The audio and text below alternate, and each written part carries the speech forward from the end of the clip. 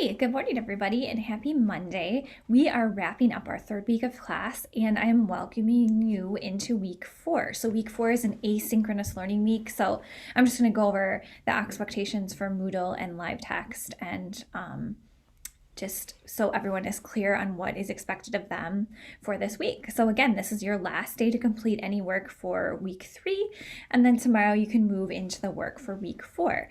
The lesson plans that you've been creating and the recorded lessons of you teaching those lesson plans that have been coming in are just so great, and it's so nice to see all of you teaching and supporting students even during this tricky time. I know it's getting to be the end of the school year, and you're just really demonstrating flexibility and you're showing your skills for overcoming difficult, challenging situations and really just still bringing the joy into the classroom. So I really have appreciated watching those lessons that you've been uploading to live text. So I'm just going to switch over to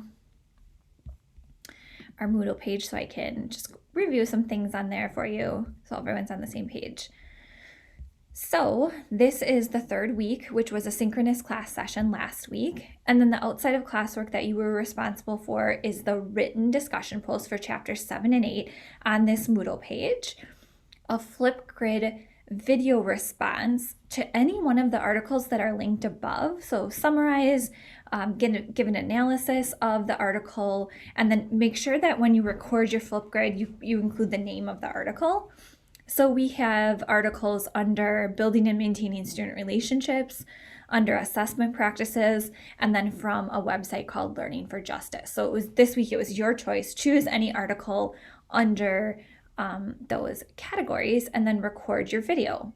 Also, take a look at your buddy's blog or YouTube video of their reflective practices and questions. And then there is a fourth post.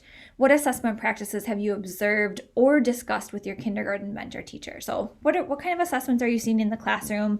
Record your response via your blog, or if you're doing a YouTube channel of a video.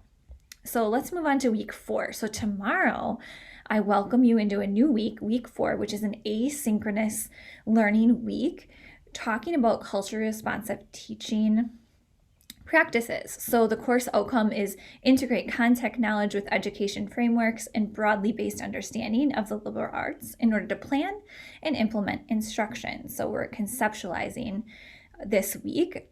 Your outside of classwork is due June 1st. So you have a discussion post for chapters 9, 10, and 11 via Flipgrid. And here's the link to access that spot on Flipgrid. Watch the videos linked below and be prepared to discuss it next week. So in week 5, when we are synchronous together on Zoom, we will discuss these videos that are linked below. And then read the article that's assigned to you and also be prepared to discuss it in week 5. So you have a partner, you and your partner will give us a review of the article in week 5. So no need to meet with your partner this week. And then lesson plan number 2 is due on June 1st. And you also need to create a plan for me to view that lesson plan. So am I going to watch a recorded video of you teaching? Am I joining you? Joining you virtually into the classroom? So you should have already turned in your first lesson plan, and you should have already taught that lesson plan. Remember, you need to teach 3 times and you need to be observed twice by me. So lesson plan 1 should be taught and out of the way. If you haven't done that yet, please just reach out to me for support, because it's very important that you get that done and taught. And then you also have a mid-course self-assessment on our live text page. Okay, so I will jump over to live text. So lesson plan 1 was due May 18th. So you should have turned that in and already taught that lesson. Lesson plan 2 is due June 1st, and this is an observed lesson plan. So make sure that you get your lesson plan into me before you teach it, and then make arrangements for me to view that lesson plan. June 1st is also when the mid-course self-assessment is due. So the mid-course self-assessment is you're going to write a narrative, no more than 2 pages, holistically assessing your performance so far in the course. So you're going to talk about ways that you incorporate and have met, so provide evidence for these 3 course outcomes.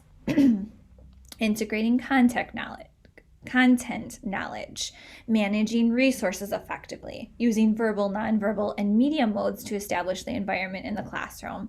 So these outcomes could be demonstrated by you planning developmentally appropriate teaching and learning experiences, developing methods of assessment when appropriate, so doing that in your lesson plans or while you're actually teaching the lesson.